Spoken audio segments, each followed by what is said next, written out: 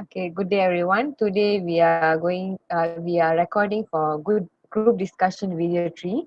So my name is Mullai Malar, metric number 199098, and today everyone are present for this group discussion. So now I'll pass it to Rose.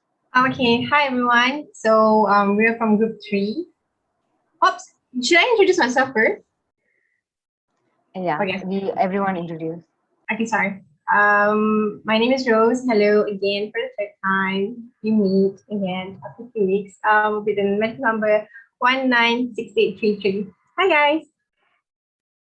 Okay, so I'll introduce myself next. I'm Sofia. Hi guys. So matrix number 199130. I'll pass to Dhiya. Hi guys, I'm Dhiya with metric number 196990. I pass to Ravenia. Okay, hi guys, my name is Ravenia. Hopefully it remembers now. Okay. My metric number is 199914. I'll pass it to Naveshini. Right. Hi guys, my name is Naveshini Panirselvam with matrix number 198127. I would like to pass it to Fitri. Hello everyone, so my name is Zulfitri Naim with metric number 199192. So next I pass to Elisha. Hello, my name is Elisha, metric number 198588. Now I pass to Intan. Hi everyone, my name is Intan and my metric number is 198228, and now I'm passing to Dwayne. Hi friends, my name is Dwayne and my metric number is 196198. So next I'm passing to Farhah Sofia. My name is Vaishnavi A, metric number 195970. Is there anyone else? Okay, Nimallan, next. Hi guys, my name is Nimallan. My metric number is 195867. Now I'll pass it back to the coordinator. Okay, thank you, Nimallan. Okay, so everyone already introduced, right? So we will be proceeding to the group discussion by group 3. We can start now. Okay, thank you, Mohd. So from group 3, myself, Rose, and Vaish, we have chose a poem titled "A Still Moment." Okay, so this is by a poet named Abimbola T. Alabi. Okay, so I'll recite the poem. Take a moment, put the worries behind. Take in the beauty around. Let it relax your mind. Watch the golden glow of the rising morning sun. Embrace the peaceful aura of the break of dawn. Savor the soft caress of the gently moving breeze. Listen to its nifty tune among the swaying trees. Enjoy the lovely scene of a floating butterfly, graceful flight and happy tweets of a bird perched up high. Peruse the evening sky in its dazzling splendor, the wide and open palette, merging shapes and colors. Relish the loving sight of children having fun, skipping feet and careless voices under the setting sun. Spare a still moment every once in a while. Take in the beauty around, take it in with a smile. Okay, so that's the poem done. So I'll tell a bit why we decided on this poem is because we kind of like how the poet uses really simple and catchy phrases. Like it's really rhymes well. So it almost feels like a song when it's being read for me, and it's really simple. Each stanza is quite short, so it's really easy to follow. And yeah, to Rose and Vaish, you guys want to add? Hi, hello. So you guys can check the poem based on the link we've given. So for me personally, this poem is teaching me. You guys know how a child or a toddler, whenever they see something new, they be so excited. So exciting to see, for example, they see some rain, see some beaches, sands, and everything. So basically, this poem is, I believe that's the energy that the poet's trying to radiate to me. It's trying to appreciate the normal things that we used to think it's normal, but now how about we just give a little bit more appreciation. For example, when was the last time you touched a plant, a tree, very, very passionate about it? Like, oh, this is a tree. Like, when was the last time? And then about a butterfly, sincerely, I can't even remember when was the last time I saw a butterfly. So yeah, so I think that's the key of the poem. So how about you, Vaish? So the poem encouraged us to remind ourselves of the simple, joyful people we once were by watching beautiful young children enjoying their lives. Because maybe then we will remember that life is a way more priceless than what we are chasing for. That we are being very materialistic nowadays. So by reading this poem, we can appreciate like how we have to appreciate the nature and the beauty.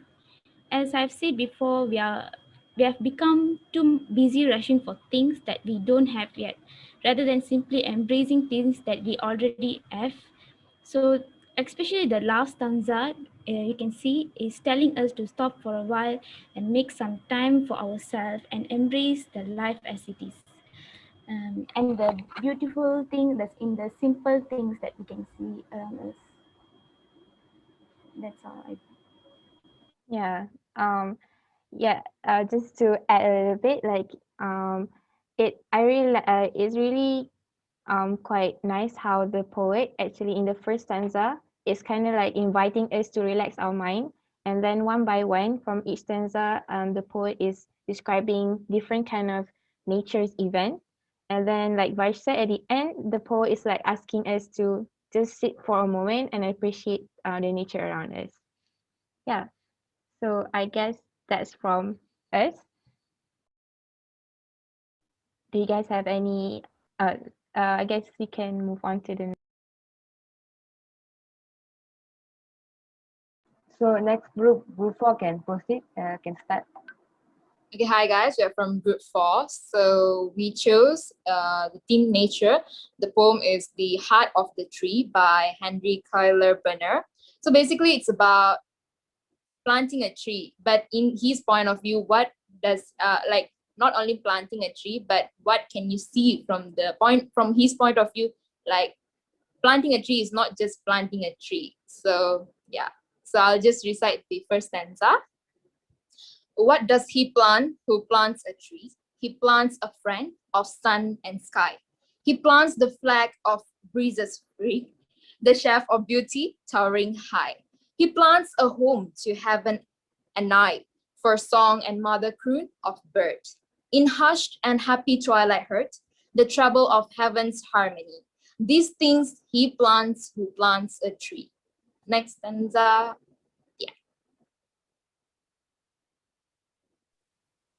I will recite the second stanza. Can you guys hear me?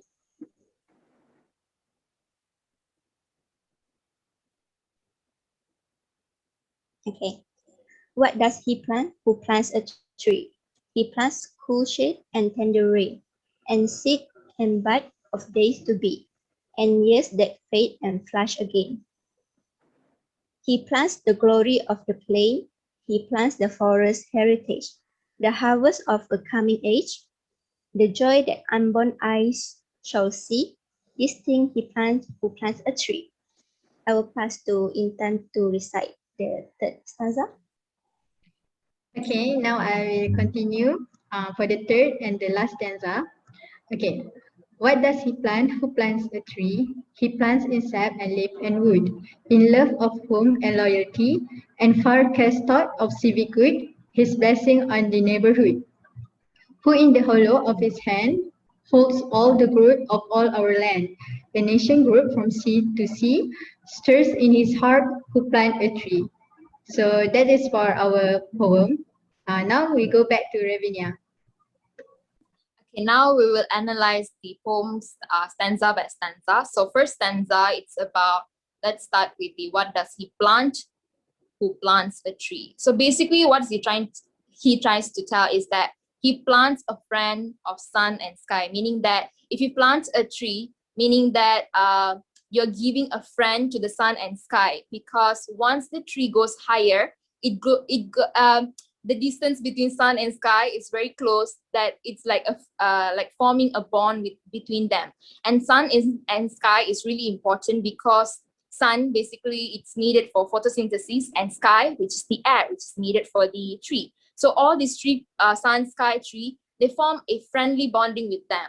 Next line they say is that he plants flag of breezes free, the sharp of beauty towering high, meaning that the tree is high with the branch and also stem. It's like a canopy where it's like give us like the breeziness whenever we go walk by her. It's like can see like the coolness when there's a tree, like a big tree with the canopy. And then the next line is about he plants a home to heaven and night, meaning that if you plant a tree, it gives a home to another species, which is like birds, insects. It's not just planting a tree, but you're giving a home to other people, which is like a good ecosystem.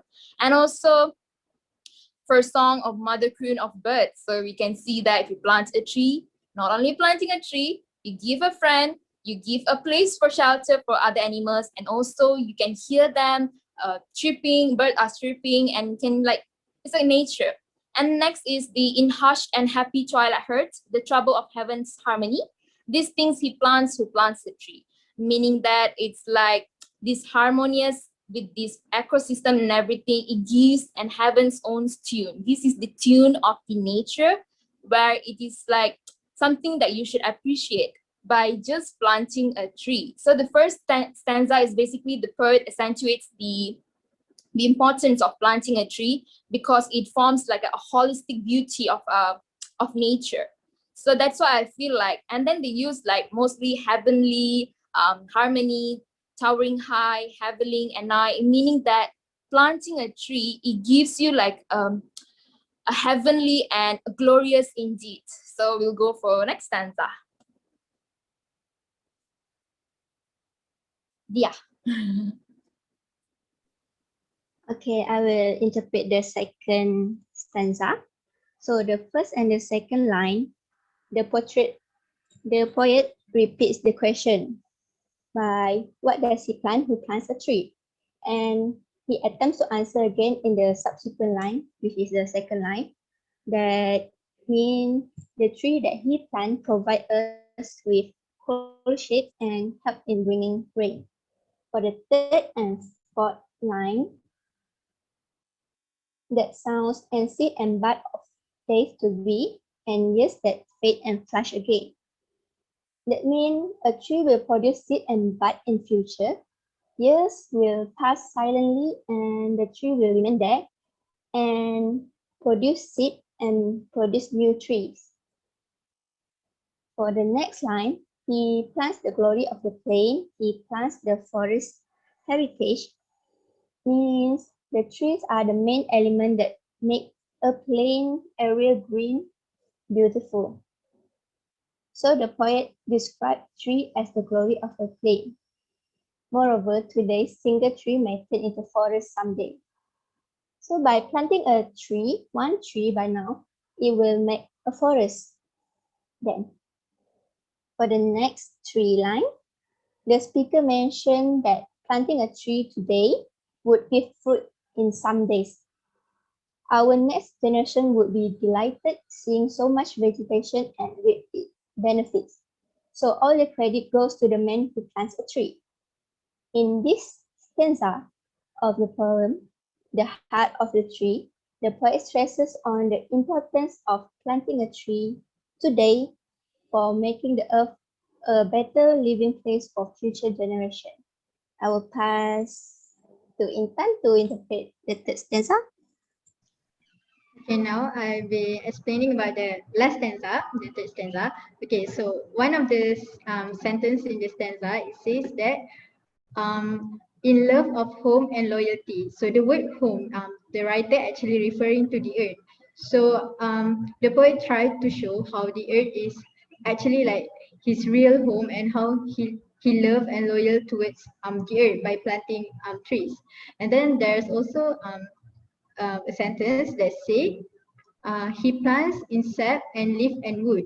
So the word sap, leaf and wood here actually referring to how every cells in each plant that he in each tree that he plant able to show that his sense of like civility and how he blessed his neighborhood. Like, when we're planting trees, we're actually like sharing the oxygen with our neighbor. So basically, by planting tree, we can show our civility and blessing to our neighborhood. And then there's a sentence also that say, a nation grew from sea to sea. So the poet tried to show that how by planting tree we can directly or indirectly contribute to the nation growth. And then if you're referring to the poem that we share, um, in this stanza, there's a sentence to say, who in the hollow of his hand. And the word his here are capitalized. The H are capitalized. So this the poet tried to refer how a man, a person who plant a tree is so powerful and able to change the destiny of this nation, this world. That. Okay, and the very last sentence for our poem, where it says, stirred in his heart who plant a tree. Okay, on this very last sentence, uh, this line is very important for the poet, as the poet trying to show that his heart, his feeling and like his dream on how he hoped that people will realize how important it is to planting a tree. Okay, to summarize the whole poem, the writer Henry Berner actually tried to portray how meaningful trees are for humankind and also living things in the world, and then and to prove how great a person is when we are planting a tree. So, okay, that's for our poem. Then now I'm moving on to why we choose this poem. So basically, there are two reasons why we actually our group decide to choose this poem. So firstly, because of the meaning itself. You can see that how the poet tried to portray how to deliver how important planting tree so that we're thinking of this meaning. The meaning behind this poem itself is very meaningful. It's delivering very deep meaning to us all. And then the second reason is because although the writer used a simple word, like he used the word plant, heaven, like very simple word, but the way the writer carefully choose the word that he's using for this poem actually help him to express and attract us to understand and make it easier for us to understand about this poem. So that's all for our group, and this is open for any question or anything to add. Okay, now it's time where we can give you what you guys feel about both of the poems. So first, I would like to start. So when I compare both of the poems, the both are actually very deep and really like a very nice meaning of nature. But I feel when I compare both poems, I feel the group three poems really like took me by heart because I feel like being mindful, being present is something that most of us should really apply in our life. I really realized like before how my life was before MCA, how we were all like so used to overworking ourselves, not having a moment. We are always chasing deadlines after deadlines and exhausting ourselves. And now currently because we are in online class, I think it's really like maybe important for every one of us to at least take a moment like during 5 minute break between the class or before entering the class, you can take a moment, at least look out of the window, see how the sky color is, how the changes, see, look at the birds. Don't just look at birds for birds. Maybe you can try seeing birds, know their species, see their behavior. And when you try analyzing and really observe all this, you will really feel relaxed. You will feel really like it's something like a new thing, you know. Every day you will see something new when you look at the nature. That's what I feel about it. So, anyone want to add on your opinion? I would like to tell my opinion. So first, great meaning in it. But I would like to. I think my opinion would be Group Three's poem about the appreciation of nature. First of all, would be better because it is easily understood and it's in very simple words. And I think like those are the things that we are actually looking at daily, but we are not really appreciating them. So this is the time that we should appreciate, and it also brings out the inner child in us. Like when we were child, we lived a worry free life, and we tend to appreciate every single thing that we see. But right now as an adult, I think we have, all of us have added responsibilities, and then we tend to forget what is going on around us and how beautiful the nature is. So Group Three's poem actually described it very well, and I think so. The first thing, if we follow or take an example as Group Three's poem, then we will start embracing and loving the nature, and then we can. It will somehow contribute to planting a tree, like how Group Four said. So I guess my choice would be Group Three's poem. Thank you.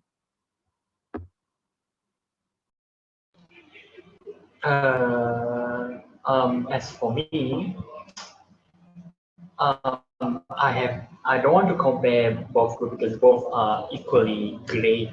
I like the first and the second poem equally. As for the first one, I like it because it's very easy to understand. As soon as you read it, you can understand the meaning behind it. So it's very easy going. For example, the first sentence for the first stanza, take a moment, put the words behind it. Sounds so nice. You can straight away understand the meaning behind it. As for the second group, group four, it requires us to think some more, and then when you got the meaning, it hits harder. So it's kind of nice to read, but it requires a lot more thinking. So for me, I like both groups are very good. I like the poem. So that's all for me.